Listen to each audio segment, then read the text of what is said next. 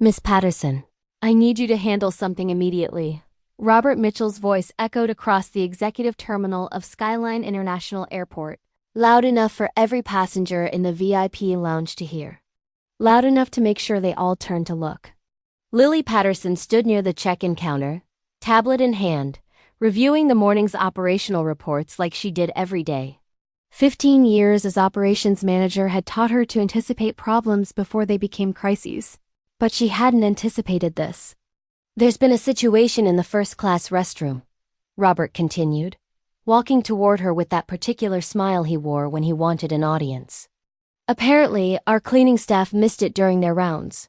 Since you're so passionate about maintaining standards, I thought you should handle it personally.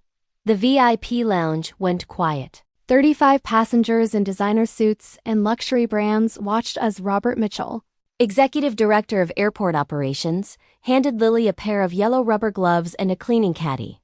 You want me to clean a bathroom? Lily asked, her voice steady despite the heat creeping up her neck.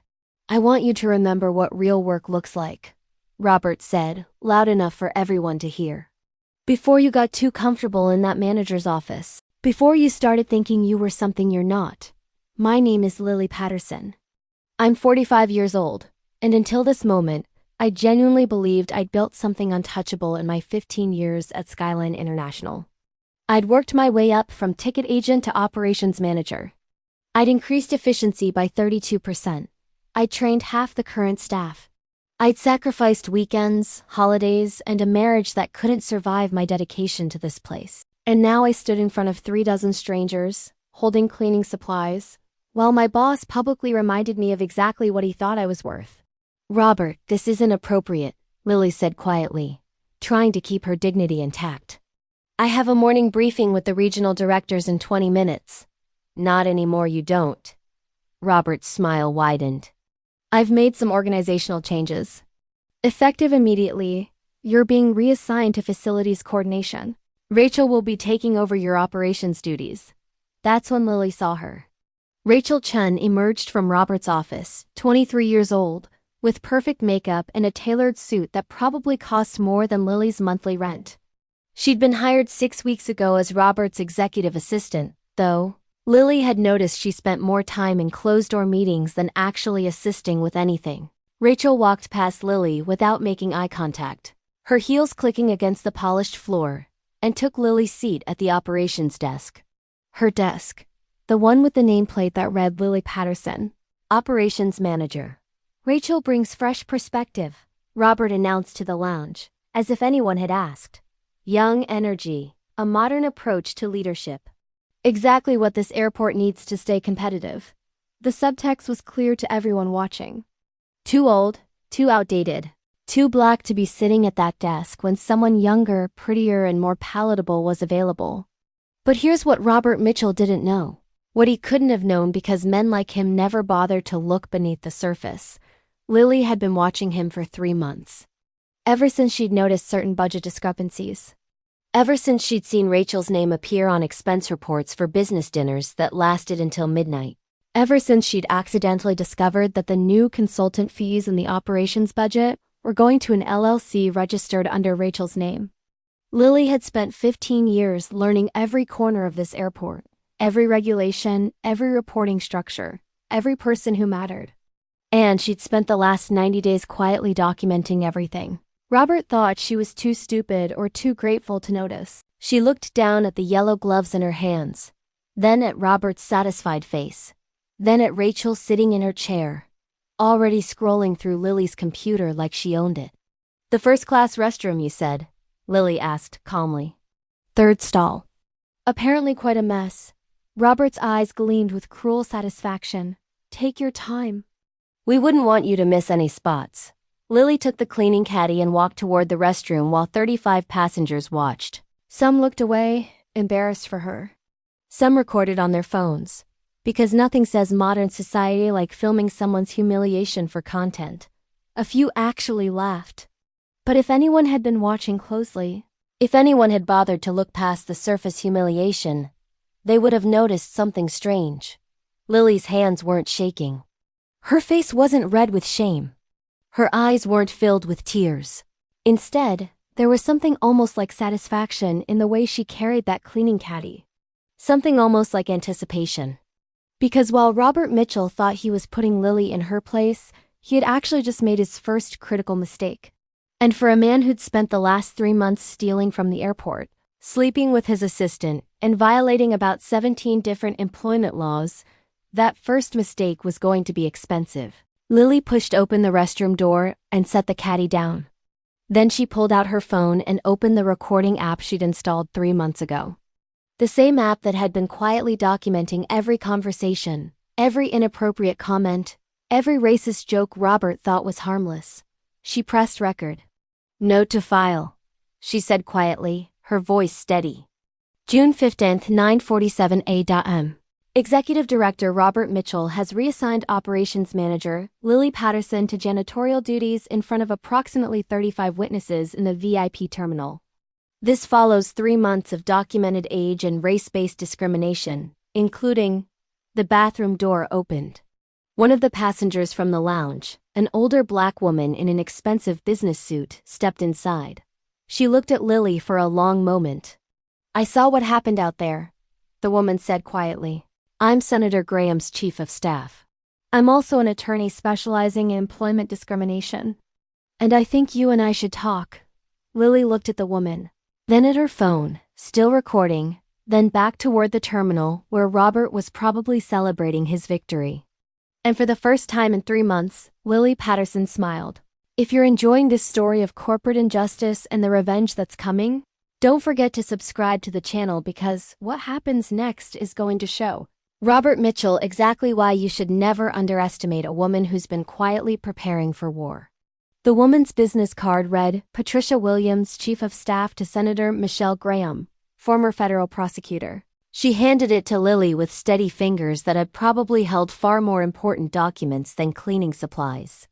"I've watched Robert Mitchell operate for exactly 45 minutes while waiting for my flight," Patricia said, leaning against the marble sink. "That's about 44 minutes longer than I needed to recognize a lawsuit waiting to happen." Lily pocketed the card, but didn't respond immediately. 15 years in corporate environments had taught her that help often came with strings, and strangers offering assistance usually wanted something in return. Patricia seemed to read her hesitation. "I'm not offering charity. I'm offering documentation. You record everything he says. I'll make sure it's admissible in court. And when you're ready to file, I know 3 employment attorneys who would take this case for free just for the publicity." "Why would you help me?" Lily asked. "Because 20 years ago I was you." Patricia's voice carried the weight of old battles. Different airport, different man, same humiliation. Except I didn't have evidence, and I didn't have help. So he won, and I spent 5 years rebuilding a career he destroyed in 5 minutes. She paused. "I'm not letting that happen to someone else when I can prevent it." They exchanged numbers. Patricia left. And Lily stood alone in that bathroom, looking at her reflection in the mirror. Same face she'd seen this morning. Same woman. But something fundamental had shifted in the 90 seconds since Patricia Williams had walked through that door. Lily wasn't just angry anymore. She was strategic. She cleaned that bathroom with meticulous attention to detail, documenting every moment with time-stamped photos. Not because Robert deserved her best work, but because she wanted a record of exactly what he demanded she do. Evidence for later. When she emerged 23 minutes later, the VIP lounge had mostly cleared. But Robert was still there, laughing with Rachel near the operations desk. Lily's desk. "All finished?" Robert called out, loud enough for the remaining passengers to hear. "Did you remember to scrub behind the toilets? That's where the real dirt hides." Rachel giggled. Actually giggled, like a teenager watching her boyfriend bully someone at school. Lily walked past them without responding, heading toward the facilities office that would apparently be her new domain. It was in the basement level, a windowless room that smelled like industrial cleaner and defeat. Her new office had a metal desk, a folding chair, and a computer so old it probably ran on Windows XP. The nameplate on the desk read Facilities Coordinator. Lily sat down and opened her personal laptop, the one she'd brought from home that morning because something told her she might need it. While Robert thought she was sulking in the basement, Lily was actually reviewing 3 months of meticulously documented evidence. Budget reports showing consultant fees to RC Consulting LLC that matched Rachel's initials perfectly. Expense reports for business dinners at restaurants that Patricia Williams could easily subpoena for reservation details and security footage. Email chains where Robert had made comments about bringing in younger talent and refreshing the team's image exactly 2 weeks before Lily's 45th birthday. And then there were the text messages. Lily had received the first one 6 weeks ago, right after Rachel was hired. It came from an unknown number.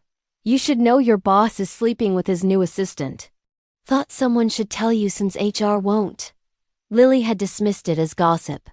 But then came the photos. Robert and Rachel at a restaurant across town holding hands.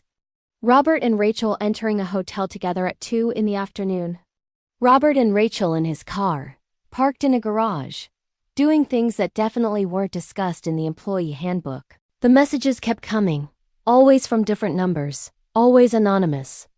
Whoever was sending them wanted Robert exposed, but didn't want their own name attached to the evidence.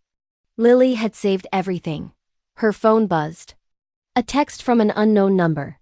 "Check Robert's calendar for today. 2:30 p.m. meeting. Conference room C, you'll want to record that one." Lily looked at the message for a long moment, then checked Robert's digital calendar that she still had access to since no one had bothered to revoke her administrative privileges yet. Conference room C, 2:30 p.m. Strategic planning session with RC Consulting. RC Consulting. Rachel Chun's consulting company. The one that had been paid $47,000 in the last 2 months for operational improvement strategies that Lily had never actually seen implemented. It was currently 11:15 a.m. Lily had 3 hours to figure out how to be in that meeting without being seen. At noon, she went to the employee cafeteria and found exactly who she was looking for. Marcus Thompson, the IT systems administrator who'd been trying to ask her out for the last 6 months. Sweet guy. Just terrible timing since Lily's divorce had left her allergic to dating anyone, especially coworkers. "Marcus, I need a favor," Lily said, sliding into the seat across from him. His face lit up. "Anything." "You know that. I need access to the audiovisual controls for Conference Room C just for this afternoon." Marcus's enthusiasm dimmed slightly. That could get me fired if anyone found out." "Robert Mitchell is about to do something that's going to get him fired," Lily said quietly. "And when he goes down, he's going to try to take everyone he can with him. I'm trying to make sure that doesn't happen to you or anyone else who actually works for a living at this airport." She pulled out her phone and showed him 3 months of documented budget discrepancies. Marcus was smart enough to understand what he was seeing. "Conference Room C has cameras and microphones that feed directly to the security server," Marcus said slowly. "If someone happened to access that server remotely and happened to save those files to a personal drive, there's no way to trace it back to them as long as they use a VPN. Hypothetically," Lily said. "Very hypothetically." Marcus pulled out his phone. "I'm texting you a temporary admin password. It'll work for exactly 4 hours, then it expires and erases itself from the system. Whatever you're planning, make it count." At 2:25 p.m., Lily sat in her basement office with her laptop open, watching the security feed from Conference Room C. The camera had a perfect view of the entire room. At 2:31 p.m., Robert walked in with Rachel. They weren't alone. A man in an expensive suit followed them, carrying a briefcase that he set on the conference table with the kind of careful handling that suggested something valuable inside. "Mr. Peterson, thank you for meeting with us," Robert said, shaking the man's hand. "As I explained on the phone, we're looking at a significant restructuring opportunity." "Restructuring?" Peterson repeated, opening his briefcase. "Is that what we're calling it?" Rachel laughed. That same irritating giggle. "Robert means we're ready to move forward with the acquisition proposal." Lily's fingers froze over her keyboard. "Acquisition proposal?" "The regional board has no idea we're having this conversation," Robert said, "and it needs to stay that way until the paperwork is finalized. Once Peterson Holdings officially acquires operational control of Skyline International, we can implement the changes we've discussed." "And my consultation fees?" Rachel asked, All business now. The giggly assistant persona completely gone. 200,000 as discussed, Peterson said. For facilitating the insider information that made this acquisition possible. Robert gets his executive position in the new structure. You get your payout. Everyone wins. Except the current staff, Robert said. But that's the point, isn't it? Clean slate. New team. No dead weight. He said, dead weight while looking at a personnel file on the table. Even from the camera angle, Lily could read the name on the tab, Patterson Lily. Especially that one, Rachel added. God, I thought she'd never leave this morning. Standing there with those cleaning gloves like she was going to cry. I almost felt bad for her. Don't, Robert said. People like Lily Patterson peak early and then spend the rest of their careers taking up space that more qualified people deserve. I did her a favor. Now she can find work that matches her actual skill level. You mean her actual age, Rachel corrected. And her actual... Well, let's just say Peterson Holdings prefers a certain aesthetic in management. Peterson laughed. We prefer competence. If that happens to look young and professional rather than old and diverse, Robert offered. I was going to say outdated, Peterson said smoothly. But yes, our management team tends to reflect modern corporate values. Lily's hand was shaking so badly she almost dropped her phone. She was recording everything on 3 separate devices, backing up to cloud storage in real time, making absolutely certain that this conversation would exist in a format that couldn't be deleted or denied. They spent the next 47 minutes discussing the acquisition in detail. How Robert had been feeding Peterson Holdings confidential information about Skyline's vulnerabilities for 6 months.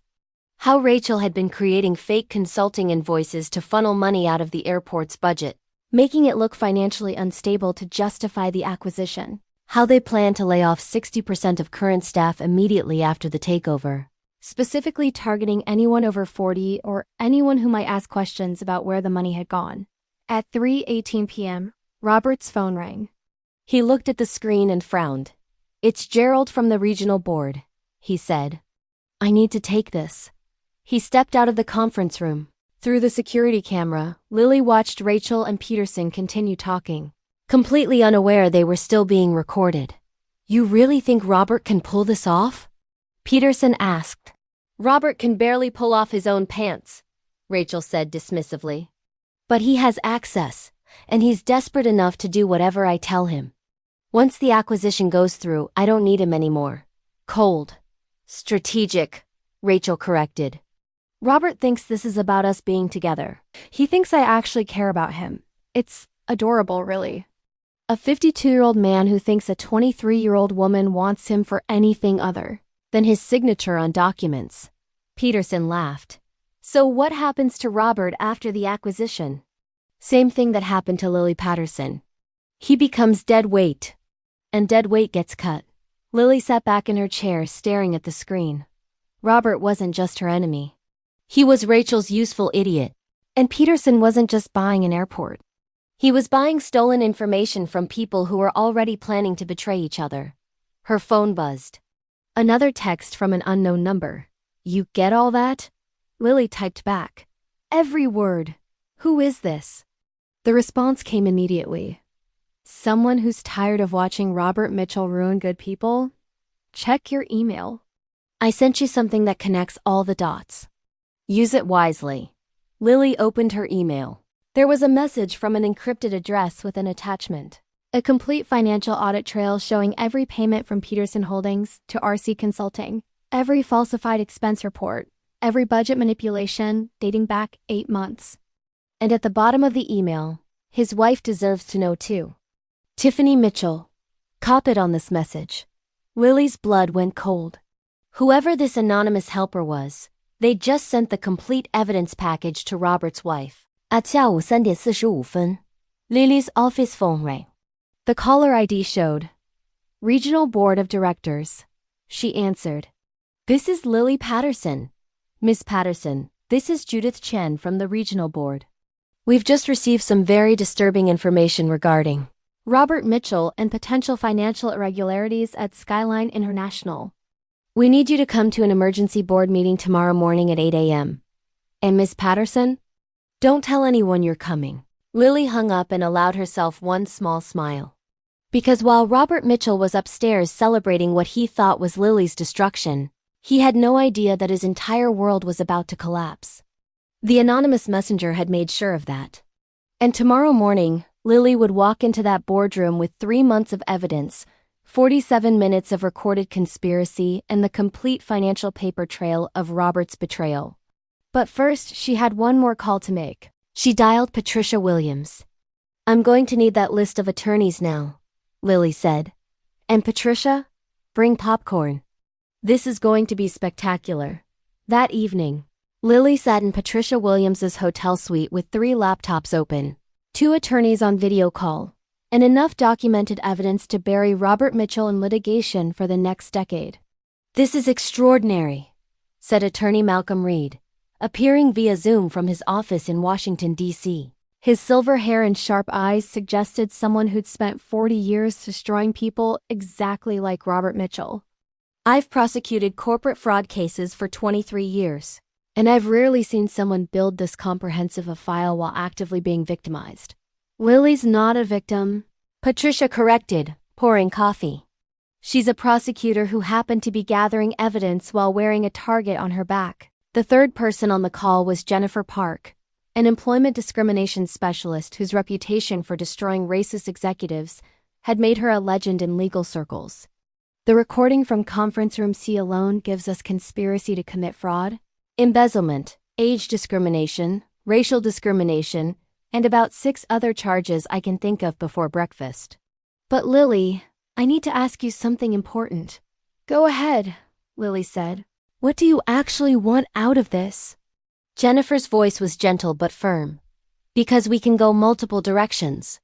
We can pursue criminal charges, which means Robert goes to prison, but you might not see financial compensation for years. We can pursue civil litigation, which gets you paid faster, but he might avoid jail time. Or we can leverage this evidence to negotiate a settlement that gets you everything you want without ever seeing a courtroom." Lily had been thinking about this question since Patricia handed her that business card in the airport bathroom. What did she want? "I want him to lose everything I lost," Lily said quietly. "His job, his reputation, his sense of security. I want him to know what it feels like to have someone rip away everything you built and tell you it's because you're not good enough. And I want Rachel to learn that using other people as stepping stones eventually means you run out of people willing to let you climb. So we go scorched earth," Malcolm said with satisfaction. "Good. Those are my favorite cases." They spent the next 3 hours preparing for tomorrow's board meeting. Patricia coached Lily on how to present evidence without seeming emotional or vindictive. Malcolm prepared legal documentation showing the paper trail of fraud. Jennifer drafted a formal complaint that would be filed with the Equal Employment Opportunity Commission, regardless of what the board decided. "One more thing," Patricia said around midnight, when the attorneys had logged off and it was just her and Lily remaining. "Your anonymous helper? Any idea who that is?" Lily had been wondering the same thing. Someone with access to Robert's calendar, his personal life, his financial records, and enough technical skill to send encrypted emails from untraceable addresses. "I have a theory," Lily said slowly. "But I'm not ready to confirm it yet." At 7:45 a.m. the next morning, Lily walked into Skyline International Airport, wearing her best suit, carrying a leather briefcase that Patricia had loaned her, looking every inch the executive Robert Mitchell had tried to destroy. The security guard at the executive entrance did a double take. "Miss Patterson? I thought you were reassigned to facilities?" "I have a meeting with the regional board," Lily said calmly. "I don't see you on the access list." Lily pulled out her phone and showed him the email from Judith Chen. The guard's eyes widened, and he waved her through immediately. The executive boardroom was on the top floor, a space Lily had only been in twice during her 15 years at the airport. Floor-to-ceiling windows overlooked the runways. A mahogany table that could seat 20 dominated the room. And sitting at that table were 7 regional board members, including Judith Chen, the board chair. Also present, Robert Mitchell, looking confused and slightly annoyed. Rachel Chen, looking nervous for the first time since Lily had met her. and two people Lily didn't recognize, who introduced themselves as representatives from Peterson Holdings. "What is she doing here?" Robert demanded the moment Lily walked in. "Judith, I don't know what Lily told you, but she's been experiencing some performance issues lately. I was planning to discuss her situation with you privately."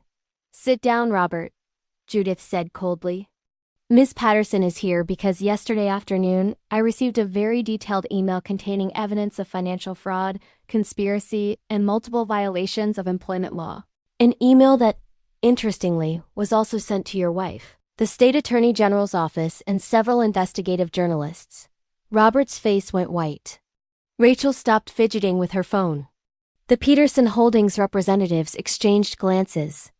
"I don't know what you think you received," Robert started, "but I can assure you, we have recordings," Lily said quietly, "of yesterday's meeting in conference room C, all 47 minutes. Rachel's hand flew to her mouth. Robert actually stood up, his chair scraping loudly against the floor. "That's illegal! You can't record people without their consent." "Actually," Judith said, pulling out a document. "According to Airport Policy Section 7.3, all conference rooms are under video and audio surveillance for security purposes. There are signs posted on every door.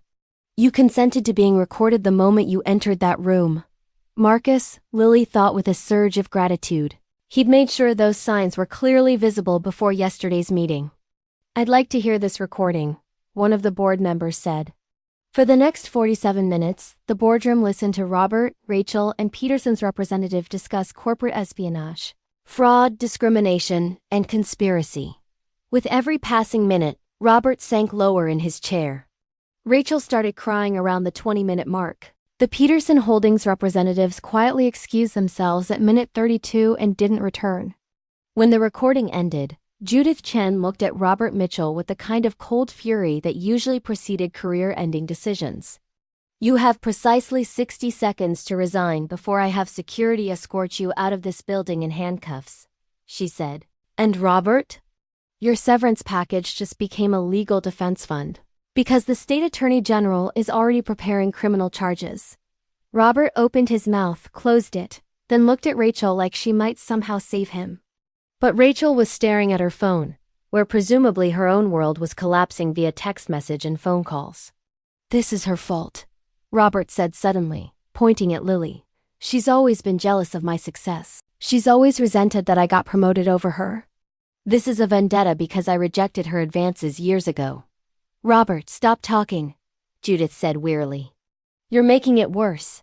I want to know who sent you those emails," Robert shouted. "I want to know who's been spying on me, who's been recording me, who's been—" The boardroom door opened. Everyone turned.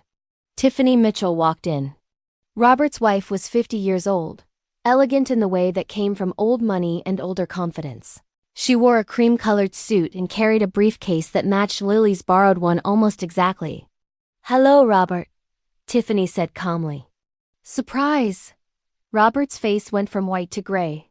"Tiffany, what are you doing here?" "I'm here to watch you lose everything," Tiffany said. "The same way I lost everything when I found out my husband was sleeping with someone young enough to be our daughter. Using my family's money to fund his mistress's fake consulting company. Planning to sell an airport that my family's investment firm partially owns without telling me." She turned to Judith. "I'm the one who sent the emails. I'm the anonymous messenger. I've been documenting Robert's affair and his fraud for 6 months. Ever since I hired a private investigator who discovered both." Lily stared at her.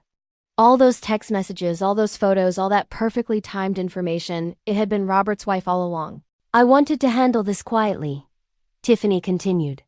"Divorce him, take my settlement, move on. But then I saw what he did to you yesterday, Miss Patterson. I watched the security footage of him humiliating you in front of those passengers. And I realized that Robert doesn't just betray the people who love him. He destroys anyone who makes him feel small." She opened her briefcase and pulled out a stack of documents. "So I contacted Ms. Patterson's attorney, and I contacted the board, and I made sure that Robert's fall would be public, documented, and permanent. Because men like my husband don't learn from private consequences. They only learn from public destruction." Rachel was openly sobbing now. Robert looked like he might actually be sick. "Security is waiting outside," Judith said. "Miss Mitchell. Miss Patterson, would you like to stay for the rest of this meeting, or would you prefer to let us handle the cleanup?" "I'll stay," Tiffany said. "I've been waiting 6 months to watch this." Lily looked at Robert Mitchell, the man who'd made her clean bathrooms, who'd stolen her job, who'd called her too old and too black to deserve respect. He sat slumped in his chair, his perfect corporate image shattered, his criminal future certain, his marriage over, his mistress crying beside him. "I'll stay too," Lily said. "I want to hear what happens next."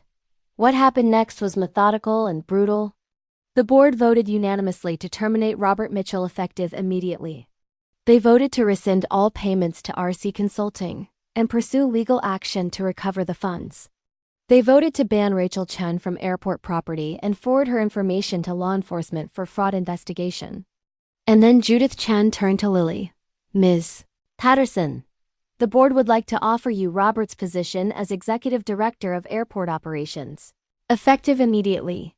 Your salary would increase by 47%, and we'd like to offer you a formal apology for the discrimination you experienced under Mr. Mitchell's leadership."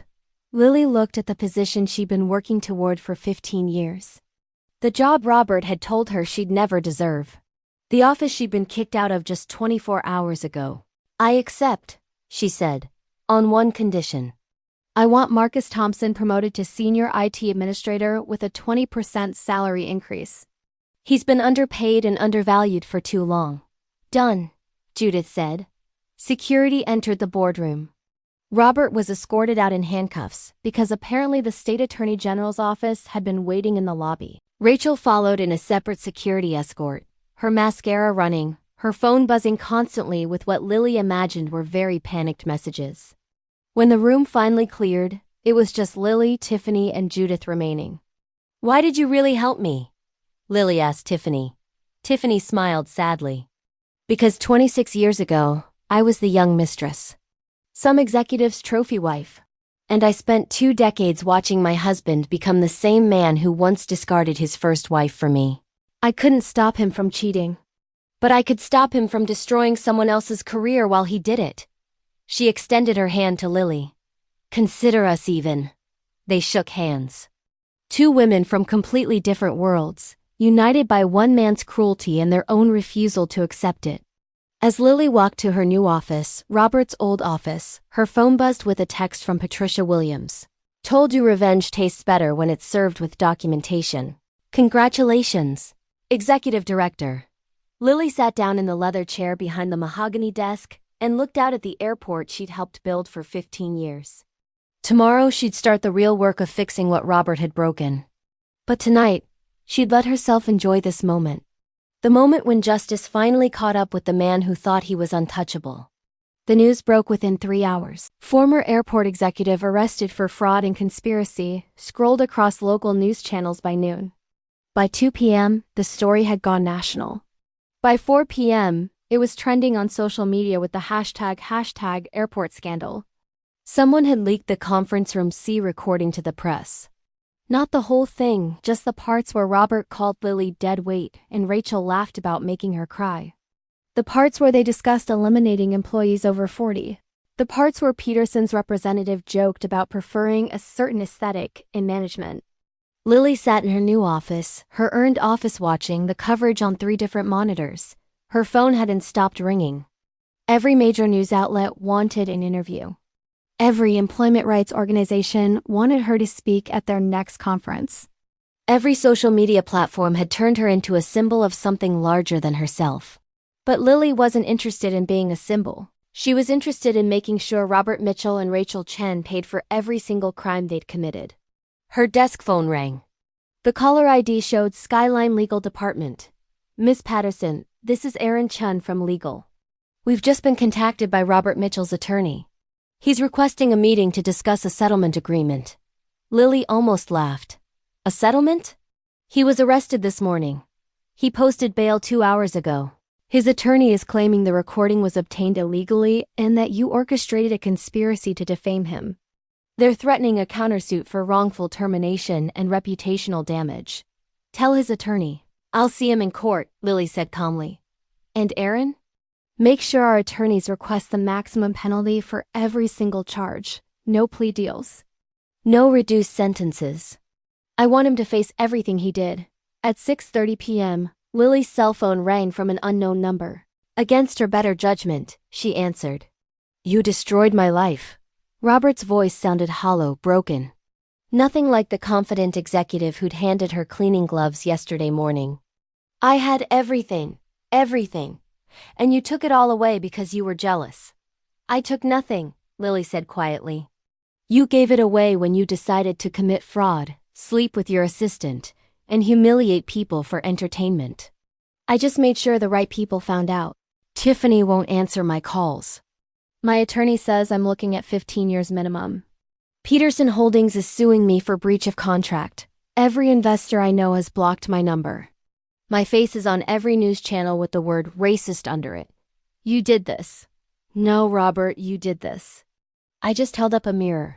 I'm 52 years old, Lily. 52. If I go to prison, I'll be almost 70 when I get out. My career is over. My marriage is over. My life is over. And for what? Because I reassigned you to a different position? You didn't reassign me, Lily corrected. You tried to humiliate me into quitting because I'm black and 45, and you thought I made your precious airport look outdated. You committed fraud to fund your mistress. You conspired to sell confidential information. You violated employment law so many times I lost count. This isn't about reassignment, Robert. This is about you being a criminal who finally got caught. Silence on the other end. Then, Rachel's attorney is saying she'd testify against me if they offer her immunity. Did you know that? The woman I loved, the woman I was going to leave my wife for, is going to send me to prison to save herself. Sounds like you two deserve each other, Lily said, and hung up. But Robert's words stuck with her. Rachel was going to testify against him, which meant Rachel thought she could walk away from this with minimal damage. Lily pulled out her laptop and opened the evidence file Tiffany had sent her. Hours of documentation, months of photographs, financial records showing every fraudulent payment. And buried in the middle of it all was something Lily had missed during her first review. Proof that Rachel had done this before. 3 previous jobs. 3 previous executives who'd been fired or forced to resign after Rachel convinced them to commit fraud on her behalf. 3 previous consulting companies registered under variations of her name. Rachel Chun wasn't Robert's victim or his accomplice. She was a professional con artist who'd found the perfect mark. Lily forwarded the information to the state attorney general's office with a note. You might want to investigate Ms. Chun's employment history before offering any immunity deals. The next morning, Lily held her first staff meeting as executive director. 63 employees packed into the main conference room, most of them looking nervous about what the leadership change would mean. I know the last 48 hours have been chaotic, Lily began. I know some of you are worried about your jobs. So let me be clear. If you're good at what you do, if you show up and work hard, your job is safe. What's not safe is discrimination, fraud, or treating other people like they're disposable because of their age or race or gender. She pulled up a slide showing the new organizational structure. We're eliminating the consulting fees that were bleeding our budget. We're promoting based on merit, not based on who someone is sleeping with.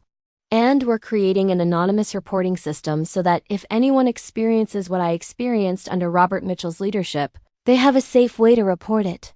The room erupted in applause. Lily saw tears on some faces, relief on others. After the meeting, Marcus approached her desk. I don't know how to thank you for the promotion. You can thank me by making sure our security systems are airtight, Lily said. And Marcus? I know you're the one who made sure those surveillance signs were visible in conference room C before Robert's meeting. That saved this case. Marcus's face flushed. I just wanted to help. You did more than help. You made justice possible. That afternoon, Lily received a visitor she hadn't expected. Rachel Chun's mother. Mrs. Chun was a small woman in her 60s, dressed simply, carrying a worn purse. She waited in Lily's office lobby for 45 minutes before Lily could see her, and she refused to leave when the receptionist tried to tell her Lily was too busy. Miss Patterson, I know you have no reason to listen to me. Mrs. Chen said when Lily finally agreed to see her. But I need to tell you something about my daughter. I'm listening, Lily said carefully. Rachel has been lying and manipulating people since she was 15 years old. She convinced her high school principal to change her grades. She convinced her college professor to write a recommendation letter for a scholarship she didn't earn. She convinced her first boss to embezzle money and told him she loved him. When he went to prison, she moved on to the next one. Mrs. Chun's hands shook as she opened her purse and pulled out a letter. I wrote to her after I saw the news. I told her she needed to confess, to take responsibility, to stop ruining people's lives. She wrote back. She handed Lily the letter. In neat handwriting, Rachel had written, Mom, the only mistake I made was choosing a Mark who was dumb enough to get caught. Next time I'll be more careful. Love, Rachel. Lily read the letter twice. No remorse. No guilt. Just calculation about improving her technique for the next con. I'm giving this to the prosecutors, Mrs. Chen said. I don't want my daughter to go to prison. But I can't watch her destroy another person and do nothing. She needs to face consequences. Real consequences, or she never stop. Thank you for bringing this, Lily said gently. I know this couldn't have been easy. My daughter became a monster, Mrs. Chen said, tears falling. And I didn't stop it when I should have. The least I can do is stop it now. After Mrs. Chen left, Lily sat alone in her office, thinking about Rachel's letter. About the casual cruelty of someone who viewed people as marks. About how many other Roberts and other Lilies were out there, being manipulated by someone who saw kindness as weakness and trust as opportunity. Her phone buzzed. A text from Patricia Williams. Turn on Channel 7, now. Lily switched on the television to see breaking news. State Attorney General announces. Expanded investigation into corporate fraud ring. The prosecutor stood at a podium, flanked by FBI agents. Following the arrest of Robert Mitchell and Rachel Chen for fraud and conspiracy at Skyline International Airport, our investigation has uncovered evidence of similar schemes at multiple corporations across 3 states. We believe Ms. Chen is responsible for at least 6 separate fraud cases involving different executives over the past 8 years. We are pursuing charges that could result in a sentence of up to 25 years. The camera cut to footage of Rachel being led into a courthouse in handcuffs, her designer clothes replaced with an orange jumpsuit, her perfectly styled hair pulled back in a messy ponytail, her face bare of makeup and streaked with tears. She looked nothing like the confident young woman who'd laughed while Lily cleaned bathrooms. She looked exactly like what she was, a criminal who'd finally run out of people to con. Robert's footage came next. His mugshot showed a man who'd aged 10 years in 3 days. His expensive suits were gone, replaced by prison-issue clothing. His confidence was gone, replaced by the hollow eyes of someone who'd lost everything and knew it. The prosecutor continued. We want to be clear that this investigation was made possible by one person's courage to document wrongdoing and come forward despite significant professional risk. While we cannot name this individual, we can say that their meticulous record-keeping and bravery in speaking up has exposed a pattern of corporate crime that might otherwise have continued indefinitely. Lily's office phone rang again. This time it was Judith Chen from the board. The prosecutor's office wants to give you a commendation at next month's city council meeting, Judith said. Public recognition for exposing the fraud. I'd rather not, Lily said. This was never about recognition. I know. That's why they want to recognize you. But Lily, I'm calling about something else. The board has been reviewing the damage Robert caused to Skyline's reputation and operations. We want to offer you a performance bonus. $200,000 for your work in exposing the fraud and protecting the airport. $200,000. Exactly the amount Rachel was supposed to get for betraying the airport. Use it however you want, Judith continued. Invest it, save it, donate it. You've earned it. After the call ended, Lily sat at her desk and thought about everything that had happened in 72 hours. From cleaning bathrooms to sitting in the executive director's chair. From being called dead weight to being offered a 6-figure bonus. But the best part wasn't the money or the title or the recognition. The best part was knowing that Robert Mitchell and Rachel Chen would spend years paying for their crimes. That other employees at other companies might be protected because this fraud ring had been exposed. That Tiffany Mitchell would get her divorce and her dignity back. That Marcus got promoted and Mrs. Chen got closure and Patricia Williams got to help save someone the way no one had saved her. If you've been following this story of justice and seeing how karma caught up with people who thought they were untouchable, make sure you're subscribed because the final chapter shows exactly where everyone ended up, and trust me, the contrast is beautiful. The sun was setting outside Lily's office windows, painting the runways in gold and orange. Tomorrow she'd start implementing real changes at Skyline. But tonight, she'd let herself feel this, the satisfaction of watching guilty people face justice, the peace of knowing she'd stood up when it mattered, the quiet certainty that she'd earned every single thing she now had. Her phone buzzed one last time. A text from an unknown number, but Lily knew who it was now.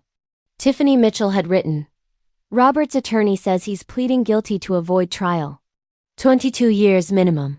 Rachel's going to trial and her own mother is testifying against her." "I'd say we did good work, Executive Director." Lily typed back, "We did necessary work. Thank you for everything. Thank you for reminding me that sometimes the people who get knocked down are the ones strong enough to get back up." "Good luck, Lily. You're going to do amazing things."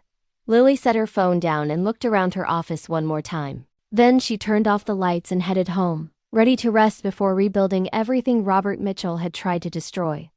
1 year later, Lily Patterson stood at a podium in the Skyline International Airport main terminal, addressing 200 employees during the annual company meeting.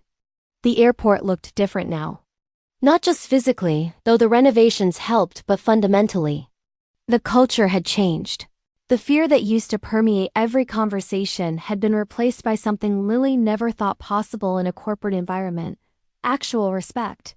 "When I took over as executive director 12 months ago," Lily began, "this airport was bleeding money, hemorrhaging talent, and operating under a leadership structure that valued appearance over competence. Today, I'm proud to report that we've increased operational efficiency by 41%, reduced employee turnover by 63%, and posted our highest customer satisfaction ratings in 15 years.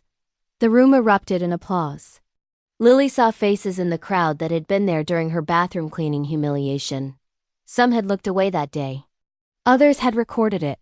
But all of them were here now, working under her leadership, benefiting from the changes she'd implemented. "But numbers don't tell the whole story," Lily continued.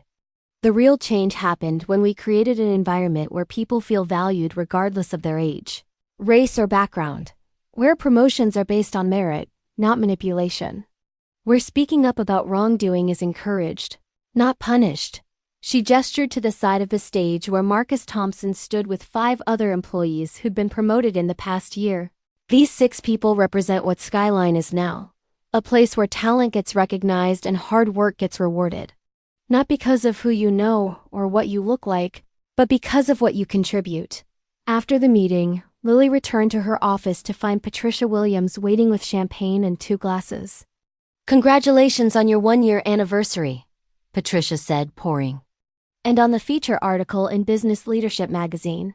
From janitor to executive, how one woman exposed corporate fraud and rebuilt an airport." That's the kind of headline that changes industries. "I was never actually a janitor," Lily corrected with a smile. "I cleaned 1 bathroom 1 time. But that's the moment everything changed, isn't it?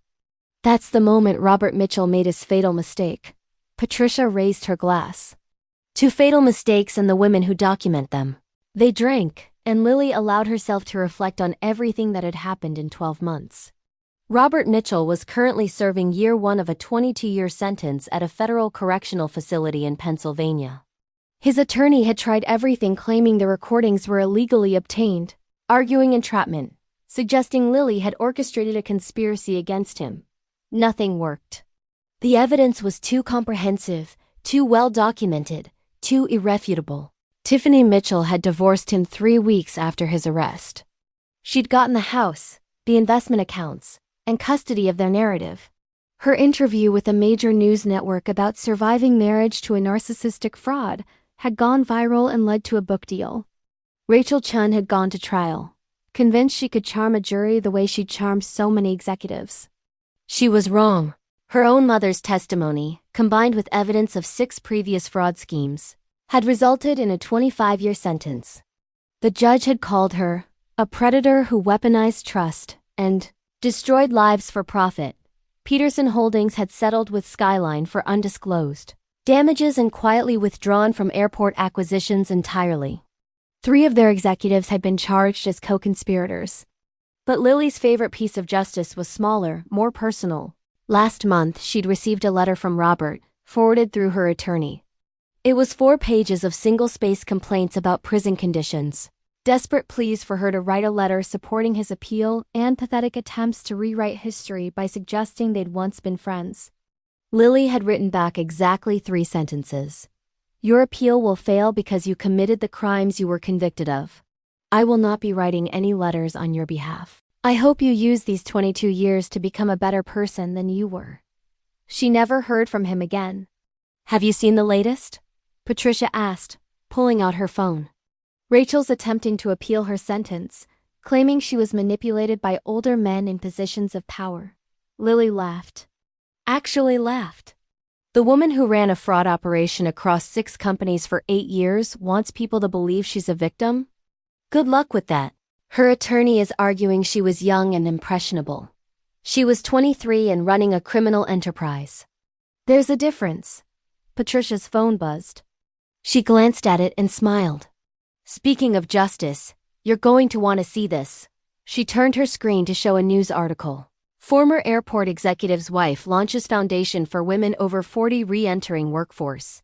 The article featured a photo of Tiffany Mitchell at a ribbon-cutting ceremony. The foundation, called Second Acts, provided job training, legal support, and career counseling for women who'd been pushed out of their careers due to age discrimination.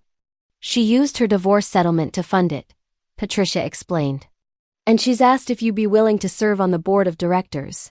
Lily felt something warm settle in her chest. Tell her yes. That evening, Lily drove to the small house she'd bought 6 months ago in a quiet neighborhood 30 minutes from the airport. Nothing extravagant, 3 bedrooms, a garden, a porch where she could drink coffee and watch the sunrise. It was exactly enough.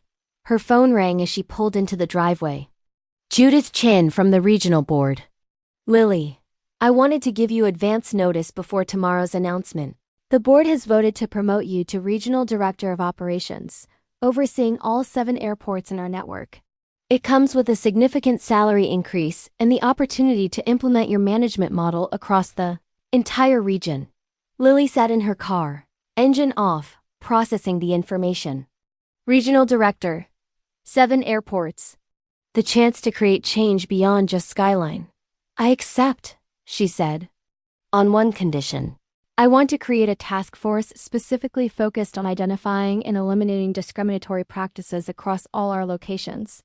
Real oversight, real consequences, real change. Already approved, Judith said. We figured you'd ask for that. Congratulations, Director Patterson. After the call ended, Lily sat in her driveway and thought about the woman she'd been 1 year ago. Broke, desperate, cleaning bathrooms in front of strangers, convinced her career was over at 45. That woman would never have believed this was possible. But that woman had also done something crucial. She'd refused to accept humiliation as her ending. She'd documented everything, built her case methodically, and trusted that truth would eventually matter more than power. She'd been right. Lily walked into her house and poured a glass of wine.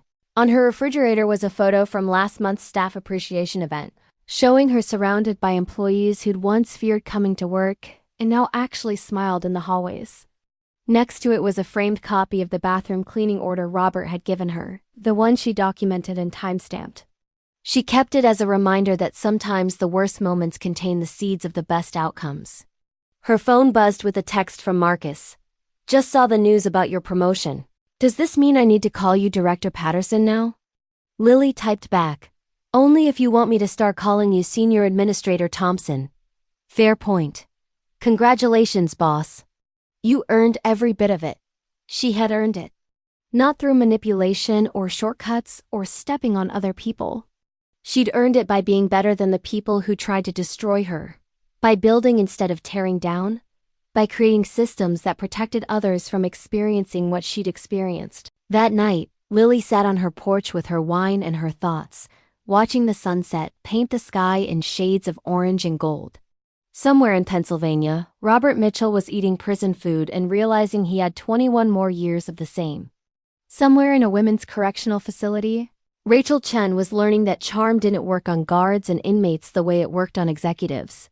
And here, in this quiet house in this peaceful neighborhood, Lily Patterson was living proof that the best revenge isn't destruction. It's success so complete that your enemies become irrelevant. She thought about everything she'd tell that desperate woman from 1 year ago, the one holding cleaning gloves and trying not to cry.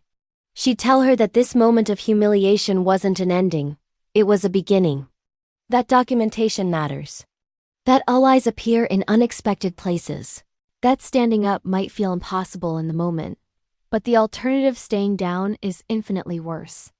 She'd tell her that 45 isn't too old, that Black women belong in executive offices, that experience is valuable, that dignity can't be stolen unless you give it away.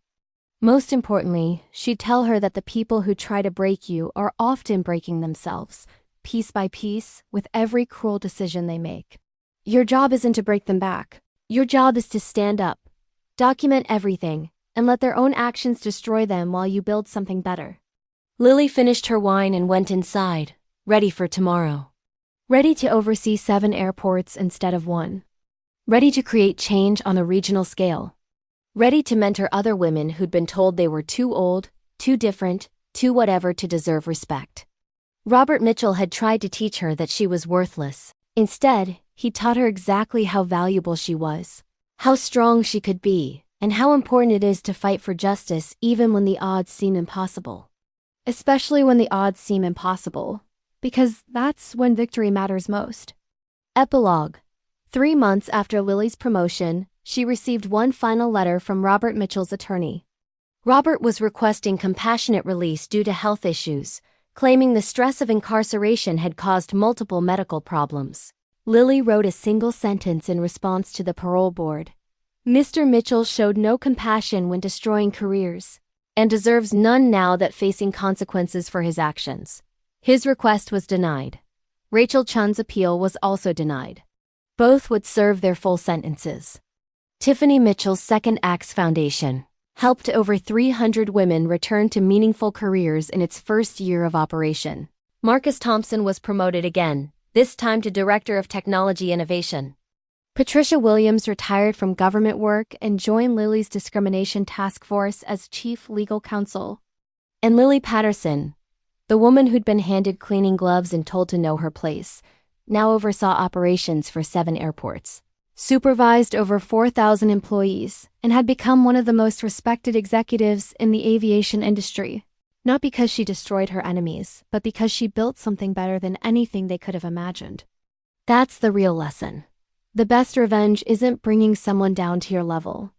It's rising so far above them that they become a cautionary tale in your success story.